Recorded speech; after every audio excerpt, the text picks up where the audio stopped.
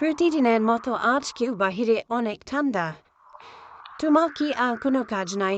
সারাদিন শুধু ধূমপান করো। তুমি জানো না এটা তোমার স্বাস্থ্যের জন্য ক্ষতিকর? সেলিনা, তুমি আমাকে বিরক্ত করো না তো। তুমি জানো না আমরা ভীষণ অভাবের মধ্যে দিন পার করছি। তো আর কয়কাল এইভাবে ঘরে বসে থাকবে? একটু বাহিরে গিয়ে কাজ বাজ করতে তো পারো।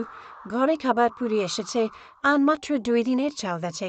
সেলিনা, আমি কালকে শহরে যাব আমার ভাইদের কাছে সাহায্যের জন্য। তারা নিশ্চয়ই আমাকে খালি হাতে ফেরাবে না। ঠিক আছে, তুমি সামনে রুমানকে নিয়ে যেও। শোনো রুমান, তোমার চাচার বাড়িতে একদম দুষ্টুমি করবা না। সব সময় ভদ্রভাবে চলাফেরা করবা। ঠিক আছে মা। শোনো, তুমি সাবধানে যেও, আর আমার রুমানকে দেখে শুনে রাখবে। যাও বাবা।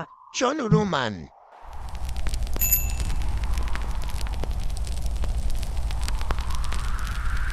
বাড়িতে আছো নাকি খলিল?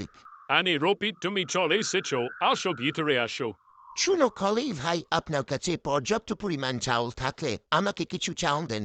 আমি পরক্ষণে তা পরিশোধ করে দিব। রোপিত, কি বলবো আমি, আমার কাছে যে পরিমাণ চাল আছে তা দিয়ে আমাদের চলতে কষ্ট হচ্ছে। তুমি এক কাজ করো, তোমার বড় ভাই সেলিমের কাছে যাও, সে তোমাকে অবশ্যই সাহায্য করবে। সেলিম ভাই, কি বলবো আপনাকে, খুব অভাবে দিন পার করতেছি, তাই আপনার কাছে এলাম একটু সাহায্যের জন্য। কেন, কি হয়েছে তোমার? এই বছর দায় প্রচুর শীত পড়েছে। প্রচুর শীতে কাজ করা মুশকিল, তাই আজ অনেক দিন হলো কাজে যেতে পারছি না। সবই বুঝলাম, ঠিক আছে, তুমি এখান থেকে এক বস্তা চাউল নাও।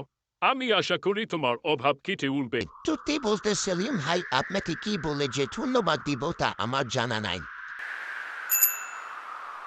অবশেষে সেলিম চাচা আমাদেরকে এক বস্তা চাউল দিল। আমরা সেটা নিয়ে বাড়ির দিকে রওনা দিলাম এবং এটি খুব সুন্দর একটা মুহূর্ত।